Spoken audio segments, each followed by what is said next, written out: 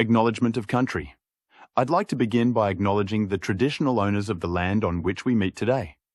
I would also like to pay my respects to elders past, present and future. I am Nomad. Hosting our second journey will be shared by Nomad and I. During the episode, you will see how using newspapers as a resource can build a story. Enjoy. The process I am following is like backward research. Remember, in our Australian record series, we began with ourself. This is what is occurring with this mini-immigrant series of my ancestors. Things to remember. It can take some time to get to this point. I have been researching on and off since 1977. Yes, I am old. However, my mind is not. We covered 1912 in the previous episode, the last to arrive on Queensland shores but the first encounter moving backwards. This is the story of Nomad's maternal Scottish great-grandmother aboard the Dacca, bound for Townsville in 1889. Before her voyage even begins, there's the question of how a young Scottish woman came to be boarding a ship in London at all. A Mr. Randall and a Mr. Fleming had toured the north of Scotland, visiting towns, cities and the Orkney Islands, with advertising mainly in railway station waiting rooms. Those interested attended meetings and were given information about the colony.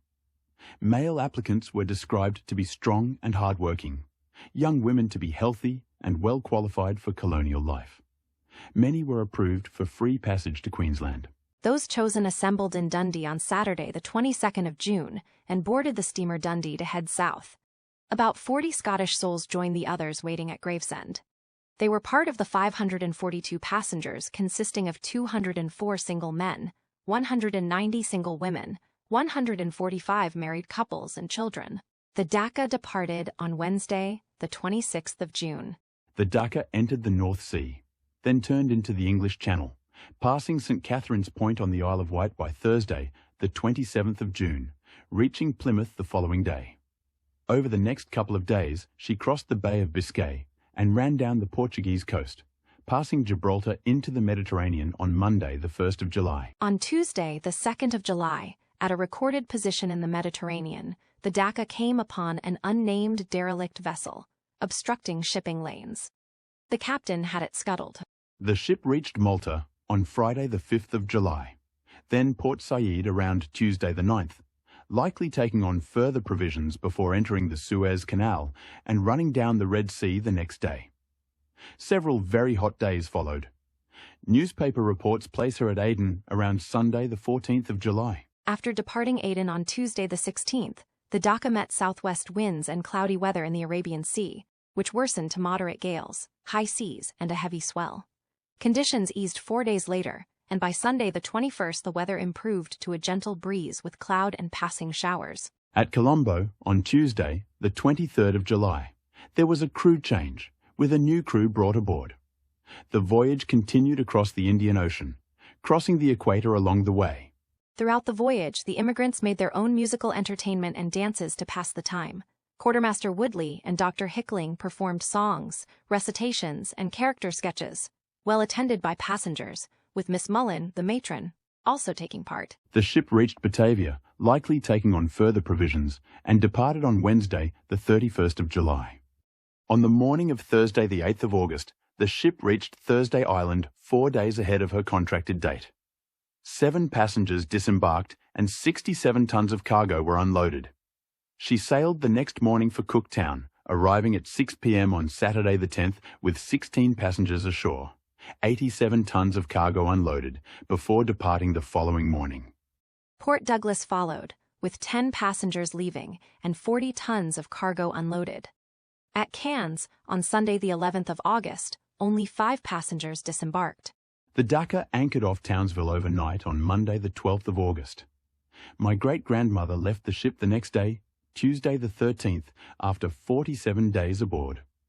A further 85 passengers disembarked, along with 325 tons of cargo. The immigration agent, Mr. Wallace, offered work to 80 men for the Mackay district, amid a labour shortage, but only 5 volunteered. A newspaper update the following week noted that 10 of the 30 single women who had arrived had taken up positions with married couples, with only 1 remaining at the depot. Single men were finding work steadily, with 8 engaged on the morning of the 13th. The ship continued down the coast. Bowen on Tuesday the 13th of August, 4 passengers disembarked and 8 tons of cargo was unloaded. Mackay on Wednesday the 14th, with 44 passengers and 5 tons of cargo taken ashore. Then Rockhampton on Friday the 15th, when 89 passengers left the ship and the unloading of 94 tons of cargo occurred. Leaving Keppel Bay at 3 p.m. on Saturday, the 16th of August, the Dacca reached Brisbane the following day, Sunday the 17th, where the last 281 passengers disembarked at Gibbs, Bright and Company's wharf at Kangaroo Point, along with the final 3,324 tons of cargo, the voyage ending 3 days ahead of contract. Dr. Thomas Hickling reported 1 birth and 1 death during the voyage, the death being a child already sick before departure from London. There was no sickness otherwise, and the voyage was described as pleasant and uneventful. Discipline and order were maintained throughout the voyage. Some first-class passengers had formed a squad of naval volunteers, conducting musketry exercises under Chief Engineer Mr. Stewart. Of the 542 souls on the passenger list, made up of 239 English, 126 Scottish, 163 Irish, and 14 others, 6 Prussian, 6 German, 1 Swede, 1 of unknown nationality.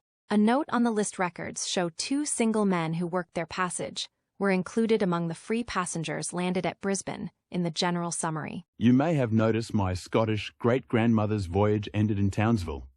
The story continues to its end in Brisbane. This story is also about the ship.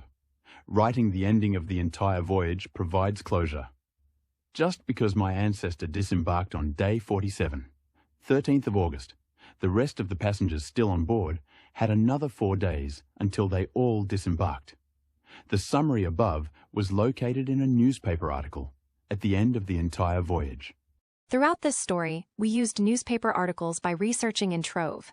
We located the passenger list with some difficulties by using the Queensland State Archives online resources. Searching online websites was a challenge. You do have to have a research question and know what you are looking for to build the story. The above brings the voyage of the Dacca departing London on the 26th of June 1889 alive. The use of context rather than saying boarded a boat in Scotland and then ended up in Queensland. What would you prefer? Just a reminder, trivia entries close on Monday, 31st of August. You can download the trivia answer template, which is shown in the description. If you are having any issues, copy and paste it into your browser. Once completed, return it to us by email. Our email address can be found in the description. 3 trivia questions appeared in each episode from episode 3, published on 11th of February 2026. There are 39 questions in all over the series. Good luck! Next time, all the trivia answers will be revealed. The questions appeared throughout the Australian Records series from episode 3 through to episode 15. We will be providing a source for each of these answers. All the trivia interruptions were on purpose. The questions may have got you to think. Thinking is a very useful tool when you are researching. You have your research question. In this case, it was the trivia question, and off you go. Explore and discover. See you in 2 weeks. Remember, have fun and start writing your stories. With all of us here, we would be delighted for you to join our family. I am sure you know the drill. Click like, subscribe, and of course, please make a comment.